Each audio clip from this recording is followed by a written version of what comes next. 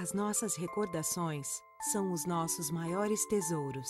Carregamos durante toda a nossa vida. Manipular, distorcer ou implantar falsas memórias, além de ser uma violência, é crime. Somos responsáveis por esse tesouro. Não promova alienação parental.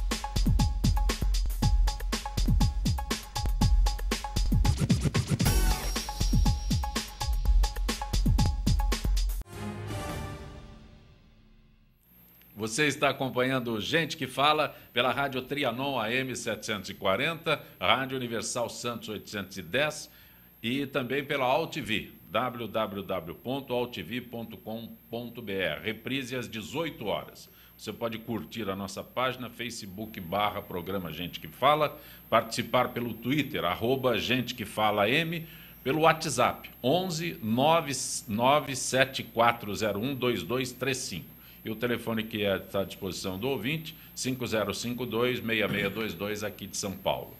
Será lançado amanhã, às 17 horas, na sede do Sindicato da Habitação Secov, o livro Hotelaria e Desenvolvimento Urbano em São Paulo. 150 anos de história do consultor e empresário Caio Calfá, vice-presidente de Assuntos Turísticos e Imobiliários do Secov.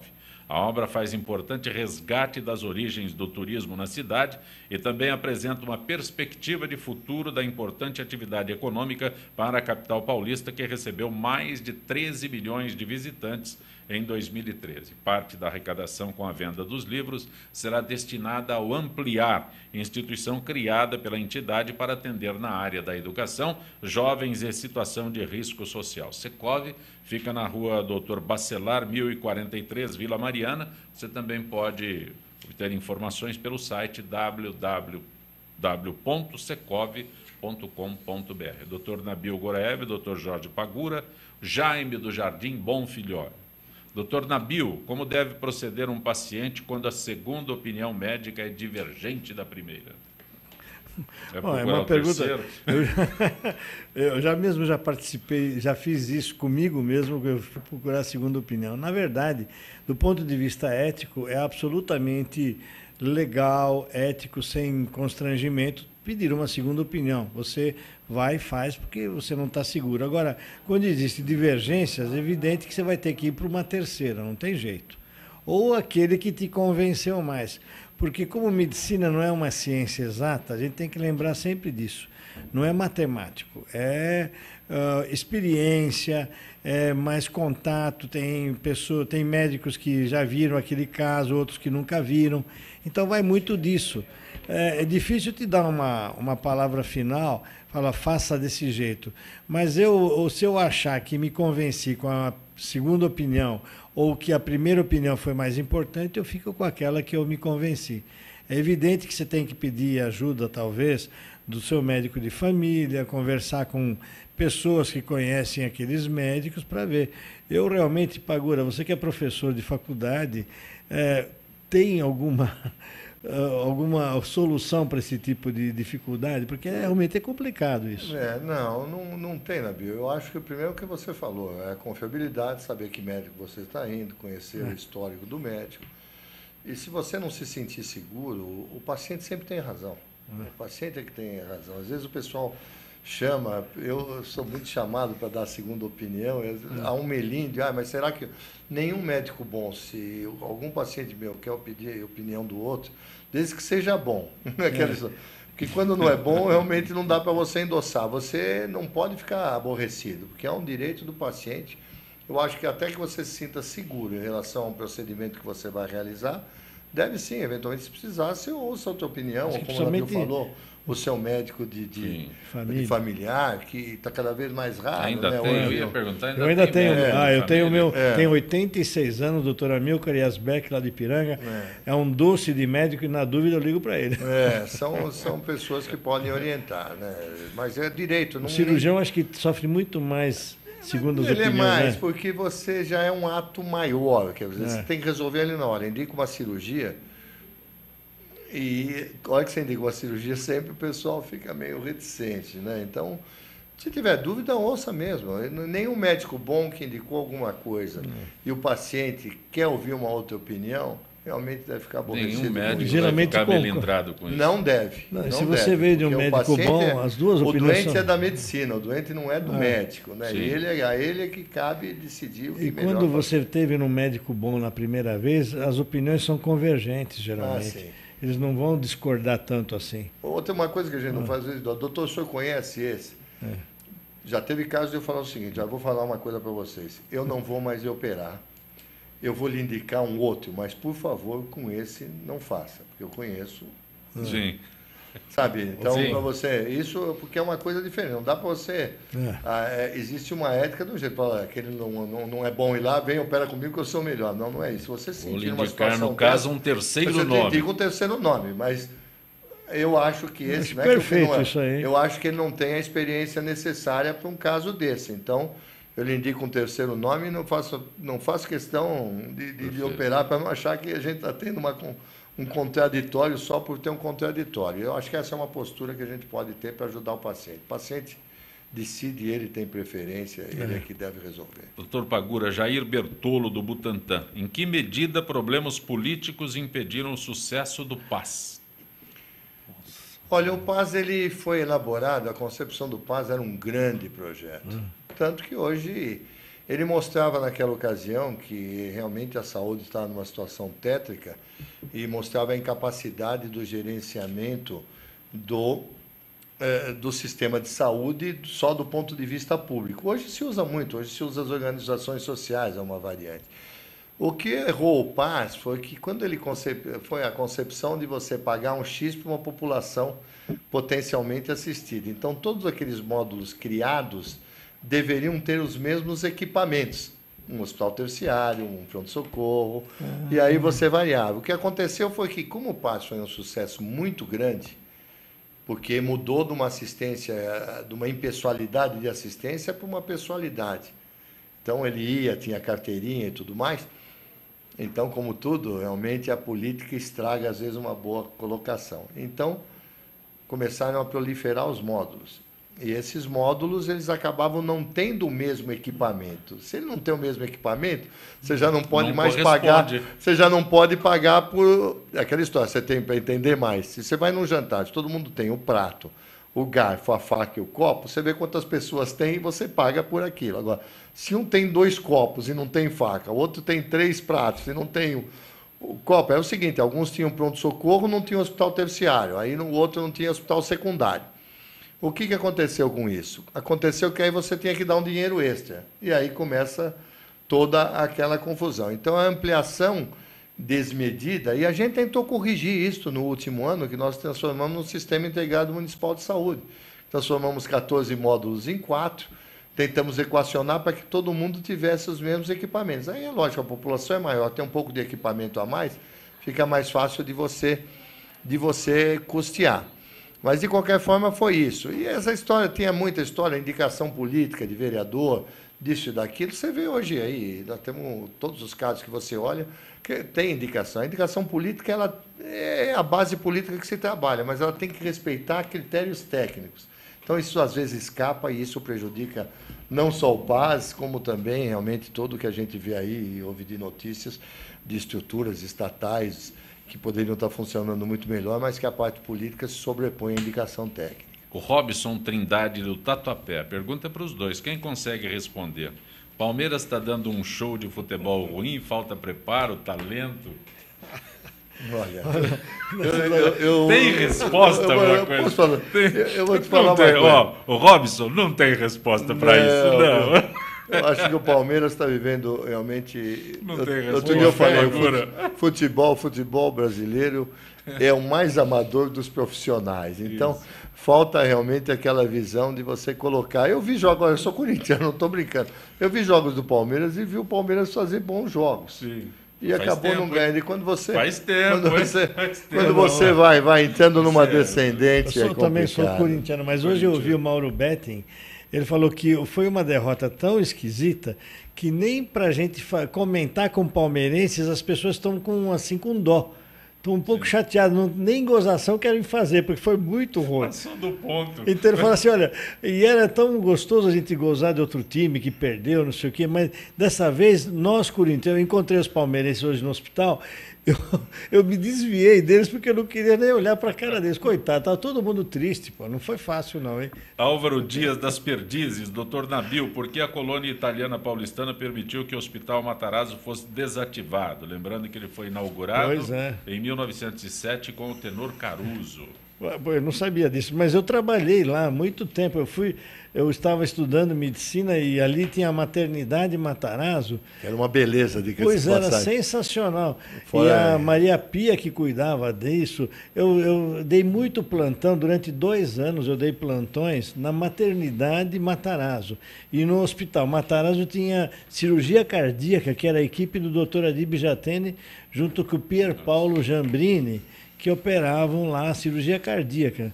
Realmente as coisas andaram eu não sei te dizer os motivos exatos que aconteceu lá. Agora virou um hotel, um centro de exposições, as coisas vão se administrando errado, vai dando problema, né? Eu acho lamentável, ele tinha história, e se você for pegar hoje, os melhores hospitais, vamos falar de São Paulo, são de colônia. Você tem o Einstein, que é da colônia judia, você tem o Oswaldo Cruz, que é da colônia alemã, você tem o Sírio-Libanês, o HCOR também. Que e o Hospital Santa Cruz dos japoneses. Também dos japoneses. Então, eu não sei se por fato de... Eu posso falar tranquilamente, porque eu sou neto de italiano, então não sei se abrasileirou um pouco, mas eu acho que isso é uma falta de sensibilidade.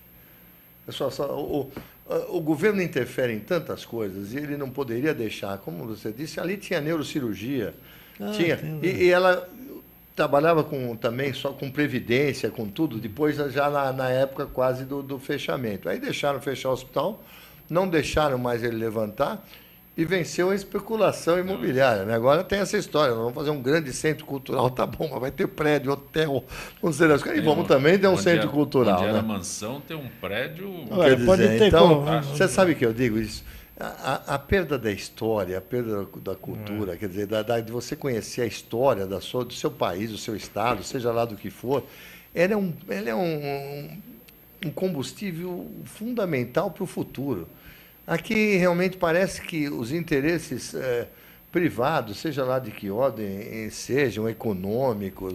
o SUS pagando o que pagava. E realmente você não pode deixar, quer dizer, quebrar uma instituição dessa, um hospital muito bem localizado. Nós esquecemos até da beneficência portuguesa. Beneficência portuguesa, os portugueses, trabalhei lá há muito tempo. Porque você vai vendo, e de repente o Hospital Matarazzo acabou não andando.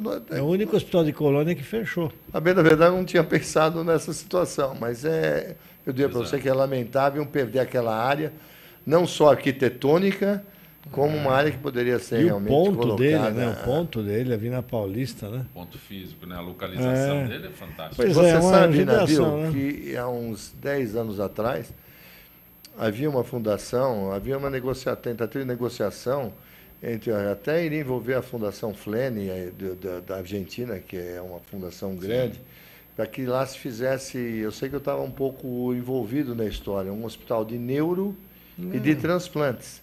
O INCOR estava parte da superintendência do INCOR. Por causa do ponto que ele ficava. Estava realmente envolvido, depois houve algum problema lá diretivo em relação ao INCOR e esse assunto acabou. Mas isso chegou a ser ventilado, eles transformaram num grande hospital, mas tinha um problema sério, eu não lembro se o hospital era da Previ, tem alguma coisa nessa história. Não sei se a maternidade fechou por falta de... Eu não lembro se era do Banco do Brasil. Tinha alguma história de banco, política, que sempre emperrava a situação. É o problema do dinheiro, do pagamento do SUS. A maternidade praticamente fechou porque não conseguia cobrir os custos Não, dos ali partos. já estava fechado. E quando o hospital já estava fechado, mas tinha algum problema de aluguel. Eu não lembro se era o fundo de previdência, mas eu digo, tinha alguma coisa envolvida que eu não lembro o que foi e acabou não dando certo. Um assunto que é do momento sobre paulistanos usando bicicletas para transporte. Cresceu 50% em 2014. Pesquisa do Ibope mostra que em um ano a cidade ganhou 86 mil ciclistas frequentes, aumentando o número de 174 para 261 mil. A Prefeitura quer fazer ciclovia, inclusive na Avenida Paulista. Até que ponto a bicicleta é uma opção saudável, já que a maioria das vias fica ao lado do trânsito de carros e ônibus? Aproveitando o Pagura, tem que usar capacete, né? Pelo menos para não machucar. Nas quedas que vão acontecer, não se machucar. Passar para a área dele já com um pouco de segurança. Na parte cardiológica, eu estava pensando exatamente nisso, porque quem vai para Amsterdã, quem vai para a Europa, é o meio de transporte mais padronizado lá. Agora, aquela história, quem sabe que tem alguma doença tem que passar no médico para saber se ele pode andar de bicicleta em São Paulo, que é uma cidade cheia de subidas e descidas. Né? Não é? Doutor Nabil, doutor Pagura, alguém procura médico neste país para saber, eu posso frequentar uma academia, eu posso andar de bicicleta? Isso é outra história. Alguém procura? Não. Alguém, eu não sei. Pois é. Não chega ao doutor Pagura. Procurar para ver se arruma um atestado para sair de exame. É mais fácil eu vou te contar uma coisa, olha, além da academia, a gente está... Doutor Pagura, a história é a seguinte, doutor Pagura, me arruma um atestado para eu frequentar aquela academia. Aquela história, vamos falar do ponto de vista neurológico, nada que impeça, ele pode deixar se virar, porque é uma responsabilidade grande. Mas para você ter uma ideia, o paciente... Nós estamos com uma ação, nessa semana é a Semana da Memória, dia 21 foi o dia da conscientização do Alzheimer. E nós fizemos um projeto que chama Neurability, que é de avaliação e treinamento de performance do cérebro. Nós estamos fazendo uma ação no Einstein, na Semana da Memória, e uma ação no Shopping Ibirapuera, mostrando esse tipo de coisa. A pessoa chega lá e fala assim, eu vou fazer um teste de memória, e fala assim, eu acho que eu não quero ver. Então tem muito disso, eu não quero fazer o exame, porque se de repente... vem alguma coisa que você não consiga diagnosticar, então o pessoal tem que fazer mesmo. Se você quiser andar de bicicleta, subida, descida, tem que fazer exame. Quem faz, doutor Pagura? Não faz. Agora deixa eu te dizer uma coisa, a gente falou de Amsterdã. Eu não sou contra a ciclofaixa com lazer, e também não sou contra a ciclovia. Agora, a maioria dos países que tem, você pega cidades, por exemplo, Amsterdã, Barcelona. Você pega Barcelona, é uma região muito mais plana. Agora, você imagina, isso é tudo bem. Precisa primeiro olhar um pouco a topografia da cidade. Eu vou fazer na Avenida Paulista. Agora, para chegar à Avenida Paulista, ou eu vou vir do centro, subir a Consolação, a Brigadeiro, ou vou subir a Bela Cintura, que não é uma coisa fácil. Se eu vier pela 9 de julho para subir para Paulista, atrás do museu, não sobe. É isso que eu digo. Quer dizer, tudo é muito legal. Vou fazer 480 Faz na periferia, e 5 quilômetros. Você tem que fazer para chegar em algum lugar. Eu saio da minha casa, é uma reta, eu tenho uma estação de metrô onde eu posso ir com a minha bicicleta e tenho lugar para guardar, porque senão na hora que você chega não tem mais nenhuma bicicleta. Então aí sim circular uma cidade da extensão de São Paulo para determinados bairros, Querer colocar a ciclovia para depois falar assim, eu implantei 482 quilômetros de ciclovia, quanto é o uso? Ela vai de onde para onde? Quer dizer, eu acho que essa planificação... E outra, tem que avisar, tem que conscientizar um pouco a população. Extremo aqui, quando você fala de subidas, de... Né? Eu vi na tem que conscientizar, tem que avisar a população do que vai ser feito, consultar, saber quantos vão utilizar, qual a perspectiva. Não é sair, não sei, depois até tem... O prefeito devia chegar e falar assim, eu tenho esse estudo, tá? Porque eu acho lógico você pegar, diminuir. Agora, tem transporte para todo mundo? Você tem onde parar a bicicleta? Você vai de onde para onde isso? Você vai andar São Paulo inteiro de bicicleta? Não vai. Na Avenida Paulista, que eu digo, só de você morar no Paraíso e trabalhar na Consolação. Tem a subida da Paraíso também. Não, eu digo, na esquina da Paraíso. Lá em cima. Estação Paraíso. Senão não dá. Isso já fica inviável. Na descida ela é perigosa, principalmente quando está habituado, e na subida... Se não for no Labio e fizer os testes direitos, você vai ter... Mesmo assim, olha, eu vi na aclimação, minha filha mora numa paralela da Lins de Vasconcelos. Fizeram uma ciclovia, toda vermelhinha. Na Lins? Só que, não, paralela da Lins. Agora ficou gozado, que ela começa a 10 metros da esquina, termina a 10 metros da esquina seguinte, porque tem rotatório, então para a ciclovia. Ela fala, e aí, o que acontece? Bom, eu vou te contar um outro dia o que aconteceu, para você ver como é a planificação. Estão fazendo um outro corredor de ônibus lá na Cidade Jardim. Sim. Aí fecharam. No mesmo dia, fizeram uma ciclovia na Arthur Ramos, que é aquela paralela, passava um carro, porque do outro lado tem carro parado que pode parar com zona azul. Então, pegou a Faria Lima numa sexta-feira, que não andava, porque você não conseguia entrar. Aí vai, bom, mas a prioridade não é carro, tá certo? Se eu tivesse um metrô na esquina da minha casa, que fosse até o Hospital Alberto Einstein, do meu consultório, não teria nenhum problema em pegar. Maravilhoso, hein? Agora, deixaria o carro. Agora, o pessoal quer que a gente estimular um outro tipo de transporte, acho louvável. Acho louvável. Só que tem que ver como a cidade é. Realmente, quem é que está praticando isso? De onde para onde você vai? Aonde você vai colocar a sua bicicleta? Você imagina se é o público de Amsterdã, que é bem melhor, passando todo mundo, trazer o pessoal para fazer umas... Não tem onde guardar. Não tem. Quer dizer, lá não tem onde parar a sua Amsterdã bicicleta. tem Agora, grandes estacionamentos de bicicleta que cabem 500 bicicletas, 1000 bicicletas, mas tudo organizado. Fora o aspecto que você falou, e dá-lhe monóxido de carbono, né? Vai respirando mais monóxido de carbono que você tiver dentro de uma condução. Quer dizer, eu acho que... Eu queria perguntar para o Pagura, vai precisar usar capacete todo mundo? Então todo mundo... Tem que usar. Não vi um usando Porque eu vou te contar uma coisa. O trauma de crânio, por exemplo, quando você está numa bicicleta, é complicado, porque a bicicleta é extremamente... Você não, bate no meio-fio a cabeça. Você bate e você cai. E vai você não tem, por exemplo, uma moto, apesar de ser perigoso, você tem muito mais controle, ela é muito mais firme, ela tem mais estabilidade do que a bicicleta. A bicicleta, na hora que você cai, você é o para-choque, o para-brisa, a magricela, quer dizer, você vai mesmo. E agora você imagine, todo mundo andando de bicicleta sem capacete, como vai subir, mas como tem vai lei descer. para isso. Eu acho que quem é que vai ver? Como é que acho que tinha que implantar em alguns lugares. É interessante. É louvável até essa tentativa, só que eu acho que está mais querendo a toque de caixa para garantir um apoio. Todo mundo vai perguntar, você é a favor da ciclovia? Sou. Mas depende de onde ela começa, aonde ela termina. Onde eu guardo a bicicleta e que segurança eu dou para o Vai ter que ser em Rio Claro, que é tudo planinho lá em Rio Claro. Planinho é uma beleza, né? Porque quando o Nabil fala sobre capacete de bicicleta, quem não usa, qual é a punição? Deus. Não, Deus o Pagura salva. Fica preocupado, ele dá todo esse quadro de quem cai da bicicleta. Você imagina ficar parando de bicicleta para multar que não tem velho de capacete. Sabe o que acontece?